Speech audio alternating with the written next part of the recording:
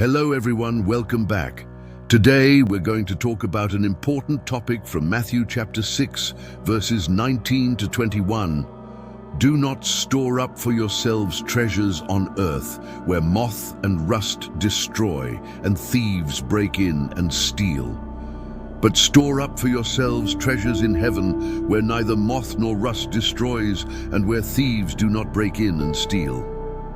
For where your treasure is, there your heart will be also. In today's society, we are constantly bombarded with stimuli that awaken desires for new things.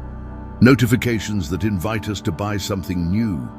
Advertisements that promise happiness in the next purchase. And social networks that measure our self-worth by the number of likes and followers we have. In the midst of all this, Jesus invites us to act counterculturally and points out a destination that no moth, rust, or thief can reach.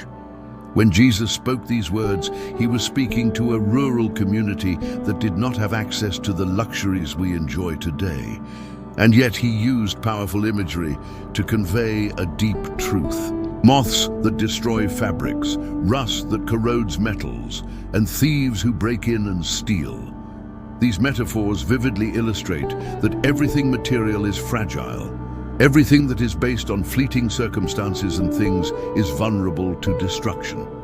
In contrast, treasures in heaven are riches of character, the fruit of our relationship with God and others, and the fruits of the Spirit: love, joy, peace, kindness, patience, goodness, faithfulness, gentleness, and self-control. Here's the question. What kind of treasures are you investing in? Are you like the wise man who built his house on sand, where even the slightest wind of trouble caused his life to crumble? Or are you like the man who built his house on rock, whose life withstood the storms of adversity because he had a solid foundation? The first step is to recognize that insatiable desire is the driving force behind the accumulation of earthly treasures. Each purchase awakens a temporary feeling of satisfaction that is quickly replaced by the desire to have something new, something different, something more. This cycle often leads us to experience a profound sense of emptiness and dissatisfaction.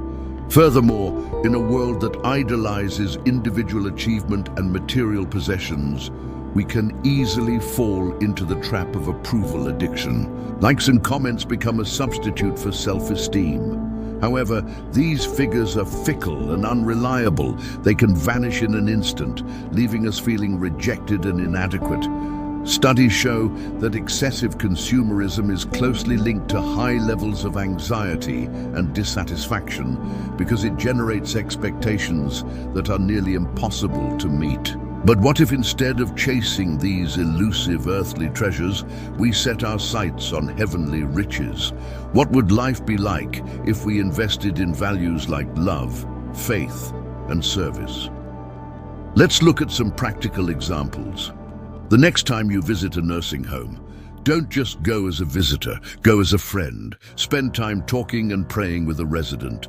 Offer them a listening ear and a comforting touch. You never know how much your actions might brighten their day and bring a smile to their face.